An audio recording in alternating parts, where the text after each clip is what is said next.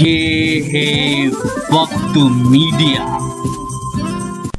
आइए ले चलते हैं आपको हिंदुस्तान के सबसे बड़े सूबे उत्तर प्रदेश के मेरठ के पंडित दीनदयाल उपाध्याय मैनेजमेंट कॉलेज में, जहां 25 सितंबर 2016 को गर्जना अद्वितीय क्रांति और अटल अंत्योदय फाउंडेशन ने पंडित दीनदयाल उपाध्याय जन्मशती समारोह एवं राष्ट्रीय कवि सम्मेलन का आयोजन किया। इस कार्यक्रम के संयोजक रहे श्री राजीव गोयल, भाजपा मंडल अध्यक्ष। इस कार्यक्रम के समन्वयक रहे श्री महेश बाली, अध्यक्ष अटल अंत्योदय फाउंडेशन मेरठ। इस कार्यक्रम के सहयोगी प्रायोजक हैं सुधाकर मुद्राले, अलख the true Indian, IIMT group of colleges, एडिको developers private limited, संस्कार भारती। इस कार्यक्रम का संचालन और संयोजन किया कवि सम्मेलन की दुनिया में मेरठ शहर के उभरते हुए सितारे श्री प्रशांत अग्रवाल ने। प्रशांत हास्य और वीर रस में अपनी कविता लोगों तक पहुंचाते हैं, साथ ही संचालन भी गजब का करते हैं। मैं उनकी उपस्थिति में एक बात कहना चाहता हूँ। ओवैसी कहता है कि मैं भारत माता की जय नहीं बोलूँगा। सारे लोग परेशान हो गए, कमल आग परेशान हो गया, भाजपा परेशान हो गया, भारत सब RSS परेशान हो गया। एक प्रशांत ऐसा था जो परेशान नहीं हुआ। मैंने उसके बयान का समर्थन किया। मैंने कहा ओवैसी भारत माता की जय बोलना भी मत, और अगर मेरा तर्क समझ में आ जाए तो आशीर्वाद चाहूँगा। आपका बेटा आशीर्वाद मांगता है। मैं कहता हूँ ओवैसी भारत माता की जय बोलना भी मत, क्योंकि गंदी जुबान से मंत्रों के जाप नहीं किए जाते। मयंक जी एक बात बताऊँ, अच्छा विरोध में आ जाते हैं। 2 साल हो गए भाई साहब मोदी सरकार को, तो 4 लोग मेरे घर पे आए कि भैया मोदी जी ने कहा था अच्छे दिन आएंगे, अभी तक तो आए नहीं। अब मैं तो भैया मोदी जी के समर्थन वाला आदमी, मुझे तो बचाव करना था। मैंने उनसे कहा भाई मोदी जी ने कहा तो था कि अच्छे दिन आएंगे, पर कोई तारीख बताई थी क्या? आएंगे, ठंड रखो। अच्छा मोदी जी होशियार आदमी भाई साहब, हर काम ऐसा करते हैं, कोई तोड़ ही नहीं है। आप देखना जब भी किसी शपथ ग्रहण समारोह में जाएंगे, किसी सभा में जाएंगे, अपने साथ मुरली मनोहर जोशी जी और लाल कृष्ण अडवाणी को जरूर ले जाएंगे, और ले जा करके उन्हें सामने वाली पहली पंक्ति में बिठा देंगे। खुद मंच पे आ जाएंगे भाषण देने, और उनसे कहेंगे देखो जी शपथ ग्रहण समारोह ऐसे होता है। और अपने भाषण में एक बात जरूर बोलते हैं कि आज मैं जहां कहीं भी हूं इन दोनों की वजह से हूं, और ये दोनों आज जहां कहीं भी हैं।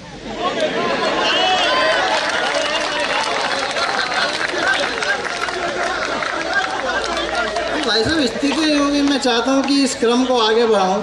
हमारे बीच में अब तक जो बात हुई उसको थोड़ा सा समसामयिक करने के लिए हमारे बीच में अपने आंगन की तुलसी, हमारी मेरठ की कवयित्री डॉक्टर सरिता त्यागी जी की उपस्थिति होती है। मैं 4 पंक्तियां उनके आमंत्रण में रखता हूं। कहीं अंजुम रहबर जी ने बहुत 4 मिसरे खूबसूरत कहे कि जिनके आंगन में अमीरी का शजर लगता है, उनका हर ऐब जमाने को हुनर लगता है, और चांद तारे मेरे कदमों में बिछे जाते हैं, ये बुजुर्गों की दुआओं का असर लगता है। जोरदार तालियां आपकी उठें। डॉक्टर सरिता त्यागी हमारे बहुत अच्छा सकारात्मक कार्यपाठ किया गया। आदरणीय विधायक जी हमारे बीच से, ये विधायक जी एक बात मैं आपको बताता हूँ। देखो हमारे कवि सम्मेलन में जो कुर्सी छोड़ के जाता है उसे फिर अपनी कुर्सी छोड़नी पड़ती है।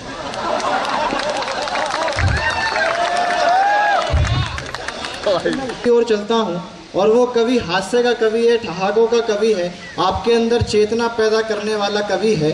विनोद पाल की उपस्थिति हमारे बीच में दिल्ली से होती है। अच्छा कितना हाजिर जवाबी व्यक्ति है। आप मैं एक आपको बात बताऊं, मैंने इनको देखा, एक बार एक साधु मिले। देखो ध्यान देना विनोद पाल जी की मैं भूमिका बनाता हूँ आपके बीच में। एक बार एक इनको साधु मिले, वो इनसे कहने लगे कि बेटा अगर तू हिंदू है तो करीना कपूर से तेरी शादी करवा दूंगा, अगर तू मुसलमान है तो कटरीना कैफ से तेरा निकाह पक्का, अगर तू ईसाई है तो जैकलिन डिसूजा से तेरा निकाह करवा दूंगा। इनसे पूछा बेटा बता तेरा क्या नाम है? इन्होंने बोला जी मेरा नाम है पंडित विनोद पाल अहमद अंसारी फर्नांडिस डिसूजा। भाई साहब साधु महाराज इनसे भी होशियार। बोले तेरे लायक तो राखी सावंत ही निकल रही है। तो मैं चाहता हूँ एक बार जोरदार तालियां उठें। दिल्ली से हास्य का वो बड़ा हस्ताक्षर विनोद पाल हमारे बीच। भाई विनोद पाल बहुत अच्छे कवि थे, अब वो हमारे बीच में नहीं रहे। मतलब कविता पढ़ के चले गए, इसमें कौन सी ऐसी बात है। मैं चाहता हूँ आगे से पीछे तक एक बार सारा सदन उनका अभिनंदन करे। मैं एक बात बताऊँ, उन्होंने कहा था किस तरह से पढ़ाई की, आप सब लोग समझ गए होंगे। इनके बचपन का एक किस्सा बताता हूँ आपको। ये इनका जब रिजल्ट आता था, भाई साहब अपने पिताजी को नहीं बताते थे। अब इनके पिताजी जब भी इनसे पूछते हैं भाई रिजल्ट आया, हर बार झूठ बोल देते कि भाई अभी नहीं आया। इनके पिताजी को कहीं से पता चल गया भाई ये मेरे से हर बार झूठ बोल देता है।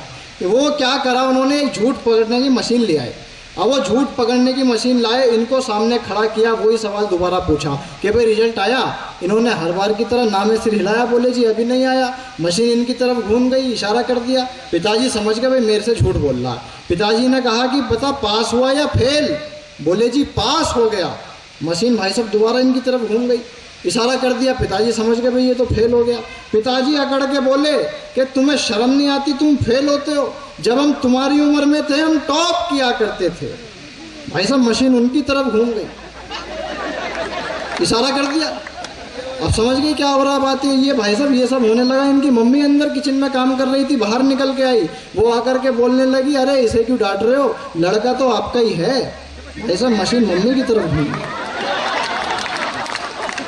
तो स्थितियाँ ये है, मैं क्या बताऊँ आपको मित्रों। एक मैं चलता हूँ अगले कवि की ओर। अगला कवि मित्रों नोएडा का वो युवा नाम है जिन्होंने आज पूरे हिंदुस्तान में धूम मचा रखी है। भाई अमित शर्मा हमारे बीच में उपस्थित होता है और उसके बारे में एक बात बता दूँ, वो लंबी लंबी छोड़ेगा। आकर के भाई साहब इतनी लंबी लंबी बात करेगा, कोई नापना नहीं चाहेगा उसको। मैं इनसे जब भी फ़ोन करूं, मैंने कहा भैया कहाँ हो, ये मुझे हिंदुस्तान में मिलते नहीं। मैंने एक बार फ़ोन किया, मैंने कहा भैया कहाँ हो, बोले अमेरिका में हूँ।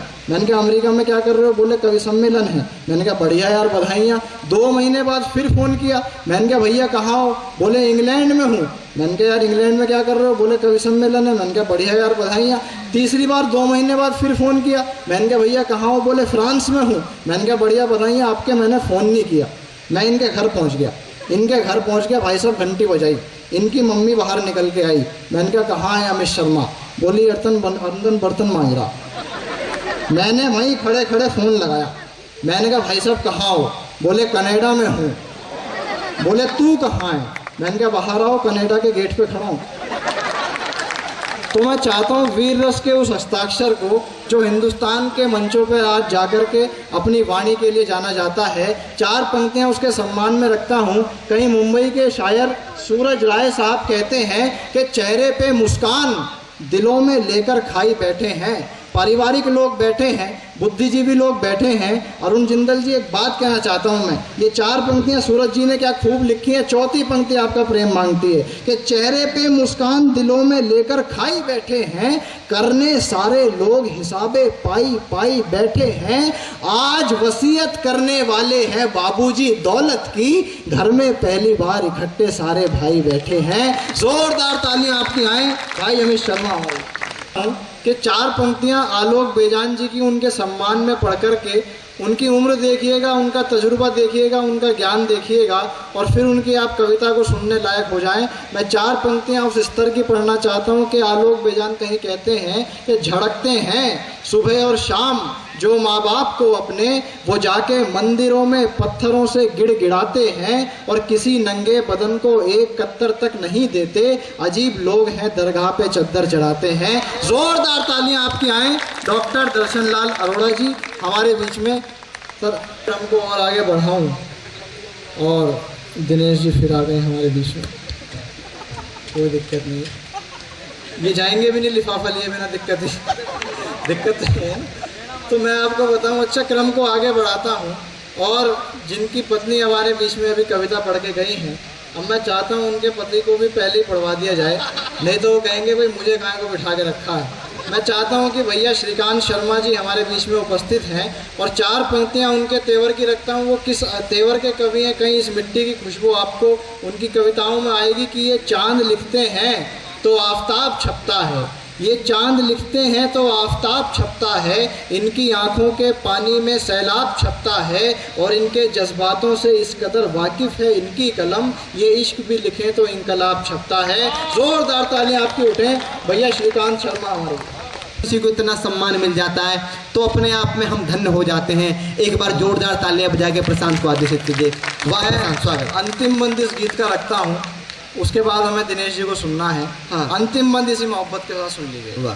कि बेटियां घर में हैं इससे बड़ी दौलत क्या है, भाई कमाल। बेटियां पास हैं इससे बड़ी जन्नत क्या है, वाह। काम जो भी कहो दिल से वो बहन करती है, क्या बात। और पत्नी है जो हर दर्द सहन करती है। हाँ। बेटियों की जहाँ इज्जत ही नहीं होती है। इस गीत की सबसे नाजुक पंक्ति सौंप रहा हूँ, आप संभाल लीजिएगा। स्वागत। बेटियों की जहाँ इज्जत ही नहीं होती है, बेटियों की जहाँ इज्जत ही नहीं होती है, उनके घर में कभी बरकत नहीं। वाह प्रशांत कमाल। वाह। उनके घर में कभी बरकत ही नहीं होती है। ऐसा बोला न करो बेटी नहीं झिलती है, वो है किस्मत के धनी। वाह वाह प्रशांत कमाल, अद्भुत। वाह वाह वाह वाह, बहुत बढ़िया।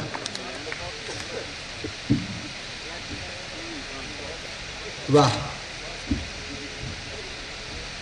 आइए मित्रों, अब जो कवि हमारे बीच में शेष हैं और जो वाकई में विशेष हैं, मैं उनको आमंत्रण देना चाहता हूँ। वाह बहुत बढ़िया। और आपको लगे कि एक बड़े कवि की बड़ी भूमिका प्रशांत ने बना दी हो तो बड़ी तालियां उनके सम्मान में आए। एक बार मैं भाई अमित शर्मा, हाँ भाई साहब आप 5 मिनट और बैठे बस, हाँ 5 मिनट और बैठो। हमने जिन सरकारों पे लिखा वो सरकारें बैठ जाती हैं, आप तो फिर भी।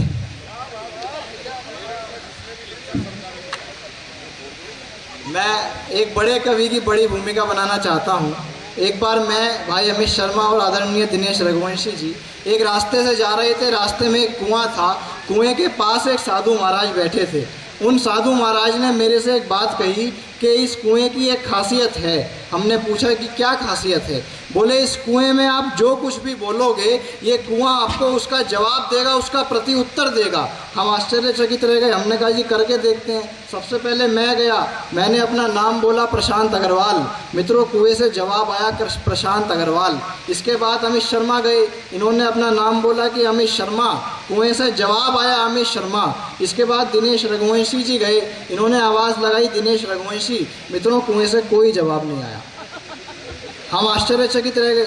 इन्होंने दोबारा बोला दिनेश रघुवंशी, फिर भी कोई जवाब नहीं आया। मैं साधु महाराज के पास गया, मैंने कहा भाई साहब प्रशांत अग्रवाल का जवाब आया, अमित शर्मा का जवाब आया, दिनेश रघुवंशी जी का जवाब क्यों नहीं आया? तो साधु महाराज ने जो उत्तर दिया, अगर लगे एक बड़े कवि की बड़ी भूमिका बनाती हो तो पूरा सदन उन्हें जोरदार तालियों में आमंत्रण देना। साधु महाराज कहते हैं कि इस दुनिया में प्रशांत अग्रवाल का कोई जवाब हो सकता है, इस दुनिया में अमित शर्मा का कोई जवाब हो सकता है, लेकिन इस दुनिया में कोई ऐसी चीज़ नहीं है जो दिनेश रघुवंशी जी का जवाब दे। वो अपने आप में लाजवाब व्यक्ति हैं। एक बार जोरदार तालियां उनके सम्मान में आए।